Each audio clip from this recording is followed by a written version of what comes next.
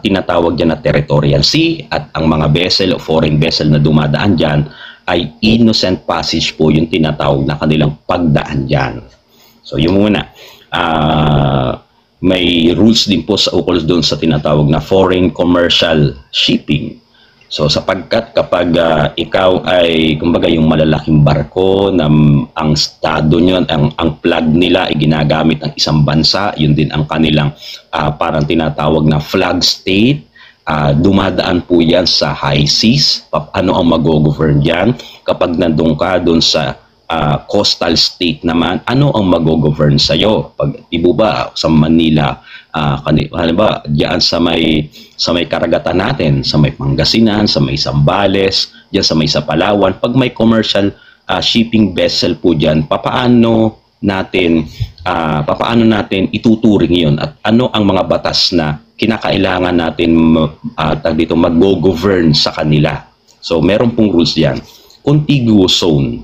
Yung contiguous zone naman po, ayan po ay di po ba yung territorial sea ay from the baseline ay 1 to 12 nautical miles. Ngayon yung ika-13 hanggang ika-24, yun naman po yung contiguous zone. So, yun lang po. At saka po yung ilan ba yan? 1, 2, 3. Pang-apat, yung exclusive economic zone. Yung exclusive economic zone, pagdating mo ng 25 nautical miles from the baseline hanggang 200, ang tawag po doon ay exclusive economic zone. So, continental shelf, nandun din po yung usapin ukol sa continental shelf. Kumbaga, may batas, may rules doon sa territorial sea, sa foreign commercial shipping, contiguous zone, exclusive economic zone, at continental shelf. Ano ba yung continental shelf? Yan po yung pag kayo ay sumisisid, pag sisid nyo, merong lupa o may lupa sa ilalim ng dagat, yung po yung hanggang saan yun. Kumbaga, yun ang tawag po ay continental shelf. Kasi halimbawa sa atin, kunwari ang buong isla ng Luzon, diyan sa may parting Pacific Ocean, pag sumisid ka dyan mula doon sa Aurora Province, ay may lupa, tapos biglang lalalim at naputol na, yun po yung tinatawag na continental shelf po. So, tatalakayin din naman po natin yan para inyong lubos na maunawaan. Meron tayong mga visuals niyan. So, sunod ga. Yan. So, meron din po siyang special rules doon sa status ng archipelagos, guarantee of navigation through international straits, rights of access to the sea for landlocked states. So, ano po yung tinatawag na status of archipelagos? Ano po ba yung archipelago? Yung archipelago po ay yan yung bansa na binubuo ng iba't ibang mga isla.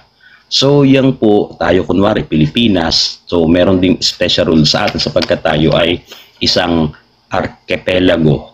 Ang bansa natin ay archipelago. Yung guarantee of navigation through international straits, so tinatalakay din po dyan. Rights of access to the sea for landlocked states.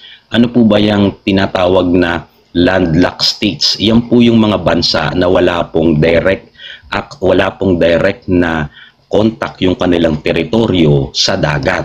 Ang halimbawa po ng mga bansa na walang karagatan ay halimbawa ay ang Myanmar, Laos, yang Nepal, yang Mongolia, wala po silang karagatan. Pero binibigyan din po, meron din pong batas kung papaano nila gagamitin yung karagatan. Halimbawa, Mongolia, nasa kagitnaan ng kabundukan yata yan, tama, di ba? Nepal, kagitna ng kabundukan niyang bansang Nepal, walang karagatan. Meron silang vessel na pagmamay-ari. Ibig sabihin, under their territorial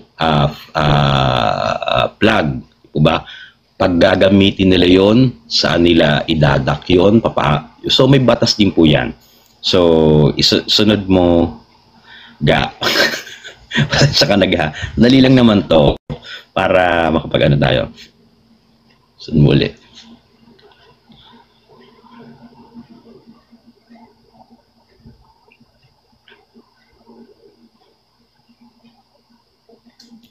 Ga, natulog ka na ba, Ga? Nawala si Ga. Okay. kinokopya mo ga, may kopya ka naman yan sa yung yan. Rules din sa sa high seas. O yun, yung high seas na binabanggit po dito ay yan po yung karagatan paglampas na po ng 200 nautical miles or yung EEC. So paano gamitin yung high seas na yan ng mga bansa, including yung fishing and conservation. Paano mangisda yan? Marine pollution for shipping land, marine scientific research. So makikita nyo na dyan, no? Siguro nakaka-relate na kayo kasi kung mga may mga nababalita na merong marine scientific research na ginagawa dyan sa Pacific Ocean, ano yung mag-govern po dyan, po ba? At dyan sa may West Philippine Sea or South China Sea. So ano ang mag-govern dyan? So pag natutunan po ninyo ito at may nanonood kayo ng balita, masasabi niyo, uy, marine scientific research ang ginagawa nila. Ilang nautical miles ba yan from the baseline? Di ba? Pag nandun na, ilang tawag dito, ano ang mag-govern na batas dyan? So, pagkatapos nitong ating mga pinagsasasabi, makalipas ang ilang gabi nating kasama-sama dito, mauunawaan nyo na po yun at makakapagbigay na kayo ng tamang inyong perspektibo or komento doon sa nakikita natin. Kunwari, may dumadaan dyan sa Zambales na mga barko ng China, o masasabi nyo na uy, bawal yan, uy, hindi bawal to, may ginawa sila, dumaan sila, masasabi nyo na, uy, ano lang yan, innocent passage lang yung ginawa nila. Kahit dumaan yung halimbawa, Russian or Australian na vessel dyan, na warship, uy, innocent passage lang ang ginagawa nila. Bakit? Nandun sila sa 12 nautical miles lang. Paglampas, o yun, masasabi nyo na po yun. Hindi na tayo bulag na nanonood ng TV na ang pinaniniwalaan lang natin yung mga reporter. Katulad nga nitong si Christian Esguerra, doon kayo naniniwala, mali-mali din naman yung pinagsasabi. Pati itong si Commodore Tariela, mali-mali din naman yung pinagsasabi niya. Diba? Nandiyan na rin po yung rules doon sa dispute resolution. Dispute, ibig sabihin, yung pagtatalo, yung may hindi pinagkakaunawaan. So, nandiyan na rin po yan. So, katulad ng dispute sa West Philippine Sea, sunod ulit, Bilis lang naman yan. So, a major controversy is seabed mining beyond the national jurisdiction. So, dito po sa, doon sa kabuuan po ng UNCLOS, merong isang malaking controversial po dyan. Ang pinag-uusapan nga po dyan, maire-relate natin doon sa usapan sa West Philippine Sea. Ang pinaka-controversial po sa pagbuo ng UNCLOS, na yan naman ang sinusunod natin, lalo na ilalapat yung batas niyan tungkol sa usapin natin dyan sa West Philippine Sea, sa South China Sea, nabuo yung UNCLOS po, pero meron siya ang controversy. Ang isa sa mga controversy dyan ay yung seabed mining.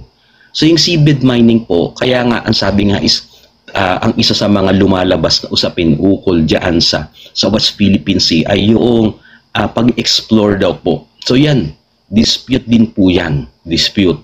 So sino ang mga bansa na gusto nila na ipagpatuloy yung UNCLOS? Sino yung mga bansa na ayaw nila yung UNCLOS? Ang pinaka-main reason po nila ay yung seabed mining.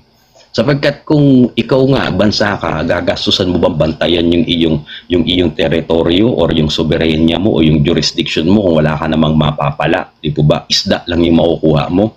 Di po ba? So, ang pinakamalaking may kinalaman sa UNCLOS at controversial ay yung mga seabed mining company po. So,